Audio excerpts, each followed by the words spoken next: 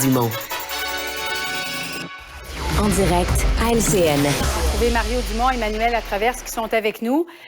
Commençons avec la crise du logement. Il y a plusieurs villes au Québec qui sont touchées. Quand ce n'est pas les familles, les aînés, ce sont les étudiants qui en cherchent des logements. Et depuis les dernières années, on appréhende de plus en plus les 1er juillet. Jumelé à ça, il y a la hausse des taux d'intérêt, l'explosion du coût des matériaux de construction, la pénurie de main-d'œuvre, les mises en chantier qui sont en chute libre partout à travers le Québec. Mario, comment Québec peut-il régler, selon toi, la crise du logement à court, moyen terme? Pour le 1er juillet de cette année, oubliez ça. Oui. Là, on va le régler avec des plasters, essayer d'aider les gens à trouver les derniers logements restants. Ça va être des solutions d'urgence de ce genre-là. Le temps là, de changer les plans, les zonages des municipalités, mettre en place des programmes. Si on décidait, on travaille sérieusement, serait-on capable même d'avoir des nouvelles constructions prêtes pour le 1er juillet 2024? J'en doute fort. C'est pour ça qu'il faut se retrousser les manches au plus vite. Là, on a un vrai problème qui interpelle les 3 niveaux de gouvernement, Québec, autant qu'Ottawa, autant que les municipalités là, qui sont les premières, dont les constructeurs se plaignent que c'est compliqué de travailler avec les municipalités, d'avoir les permis. Alors, c'est tout ça qui est à repenser parce que le problème en est devenu un vraiment majeur de manque criant de logement, et c'est plus un problème. Autrefois, il y avait toujours les groupes sociaux qui criaient pour du logement social. Oui, il en faut du logement social, bien sûr qu'il en faut du logement social, mais il faut toutes sortes de logements. Il faut du logement privé, du logement pour la classe moyenne, des maisons, des petites, des grosses, des appartements, des condos, des petits, des grands.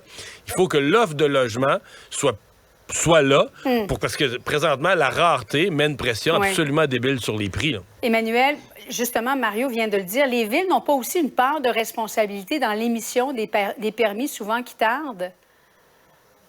Oui, très certainement, mais je pense que, objectivement, tous les paliers de gouvernement ont des leviers et ont des responsabilités, mais jusqu'ici, tous les paliers de gouvernement ont chacun travaillé en vase clos. Donc, il y a des municipalités vraiment qui ont eu l'idée totalement hallucinante de taxer les nouvelles constructions, ce qui n'a rien pour aider non plus la construction. Là. Il y a d'autres qui simplifient l'obtention des permis. Du côté du gouvernement Legault, on est complètement en retard parce qu'on a passé un mandat complet à se mettre la tête dans le sable et à dire que le problème n'existait pas. Puis du côté d'Ottawa, on a des mesures qui sont populaires comme des comptes d'épargne pour le monde qui ont de l'argent pour l'accès à la propriété. Je pense qu'il faut vraiment... Mais quand on fait ça, chacun s'attaque à des problèmes à la marge. Alors qu'il y a un problème qui est structurel autour de ça au Canada. Et pour s'y attaquer, il va falloir que tous les paliers de gouvernement travaillent ensemble. Et qu'on a un débat où on ose ébranler un peu les colonnes du temple. Je vous donne l'exemple de Pierre Poilievre qui en fait son cheval de bataille sur toutes les tribunes, qui dit qu'il faut changer les programmes d'infrastructure à Ottawa et que dorénavant, il n'y ait pas d'argent pour des programmes d'infrastructure si l'idée de plans d'aménagement, de plans de construction de logements ne viennent pas avec. Donc, pas d'argent pour le REM s'il n'y a pas les plans pour la construction de nouveaux quartiers résidentiels, de nouvelles habitations autour. Ce qui permet que quand on lance ces grands chantiers d'infrastructure-là, qui prennent beaucoup de temps, mais on lance la machine pour la construction résidentielle autour en même temps. Est-ce que c'est la bonne idée ou pas? Je ne sais pas. Mais au moins, ça a la vertu d'essayer d'amener une nouvelle façon de voir le problème. Je pense que c'est de ça dont on a besoin.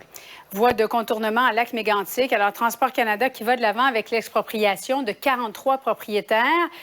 Pourtant, le nouveau tracé est loin de faire l'unanimité. Et le problème, dans le fond, Mario, là, c'est peut-être pas le train qui passe au centre-ville qui est dangereux, mais plutôt la négligence autour de l'entretien des rails, négligence aussi entourant la compagnie de train MMA. Oui, mais les gens de Lac-Mégantic veulent plus que le train passe dans le centre de leur ville. La mairesse reste ferme là-dessus. Elle a l'appui d'une majorité de sa population. C'est vraiment dans les 2 municipalités voisines, notamment à Frontenac, qu'il y a une opposition. Moi, je veux dire, ça me déchire le cœur parce qu'on revit cette tragédie-là. Et puis là, on la revit avec une division de la population. Moi, dans mon esprit, il y a quelques composantes. D'abord, c'est bien trop long, là. Je veux dire, tu sais, il faut battre le fer quand il est chaud, il faut agir quand c'est le temps. 10 ans plus tard, on est encore là. Les gouvernements se sont traînés les pieds, lamentablement. Puis je comprends ceux qui s'y opposent, là. J'ai vu là, ce que ça fait, j'ai vu les descriptifs, ce que ça fait sur leur terrain, les terres agricoles. C'est quelque chose, de passer une voie ferrée à un tout nouvel emploi. En droit, ça a des conséquences. Ça a des conséquences sur des sources d'eau. Il y a des gens qui en vivent des conséquences. Mais bon, là, à un certain point, la décision est prise, il faut le faire. On dit qu'on va compenser les gens. Mais je sais pas, on a l'impression que le gouvernement fédéral, tu sais, la notion de l'image de tour d'ivoire, d'être loin des gens, qu'ils ne peuvent pas avoir de réponse à leurs questions. Oui, mais c'est le problème d'un dossier, d'une part, qui a trop traîné en longueur. Et c'est le problème d'un dossier où il n'y aura jamais un consensus. S'il y avait un consensus autour de quoi faire pour sortir la voie ferrée de Mégantic, une voie de contournement qui ferait l'affaire de tout le monde, on l'aurait déjà trouvé. Et donc, à un moment donné, il y avait quand même, je crois, c'est cruel à dire, mais un pacte qui a été fait entre le gouvernement fédéral et les victimes de cette tragédie innommable, qu'il y aurait une voie de contournement. Et à un moment donné, ça prend un ministre qui prend une décision. Parce que sinon, on va encore être en train d'en parler dans 10 ans, Julie, et c'est déchirant, c'est cruel. Puis je pense que c'est d'autant plus déchirant, comme dit Mario, que les ministres précédents ont trop laissé traîner ça et donc n'ont pas su saisir battre le fer pendant qu'il était chaud. Là. Ça va faire 10 ans, là, dans les prochains jours. Mario, le ministre de la Sécurité publique au fédéral, Marco Mendicino, qui a encore une fois été rabroué aujourd'hui, il doit avoir hâte que la semaine se termine. C'est toujours en lien avec le transfert du meurtrier, probablement un des plus connus de l'histoire du Canada, Paul Bernardo, transféré dans une prison à sécurité moyenne.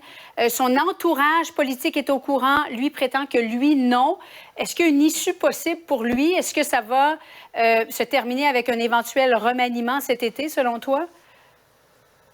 Je sais pas, mais si je suis Justin Trudeau, j'ai de la misère à pointer du doigt le ministre Mendicino parce qu'il semble être arrivé dans son bureau, ce qui est une façon de travailler. Là, que M. Trudeau a déjà plaidé la même chose, d'autres de ses ministres, que le personnel politique est au courant, mais le ministre lui a pas été mis au courant. Et cette affaire-là, puis d'ailleurs, même dans le cas de Paul Bernardo, un des plus cruels criminels de l'histoire du Canada, on dit encore, là, ce matin, le Globe and Mail nous dit le bureau de M. Trudeau avait été aussi averti. Oui. Donc... Tu peux pas punir M. Mendicino pour la même faute que M. Trudeau, objectivement. Je pense que le problème de la crise autour de ça, c'est que l'inaction du gouvernement là-dessus reflète que c'était pas une priorité pour eux. Ils se sont fait prendre là-dessus. Ils ont beau se déchirer la chemise maintenant, il est trop tard. Emmanuel Latraverse, Mario Dumont, merci. Bonne soirée. Ah voilà, c'est ce qui complète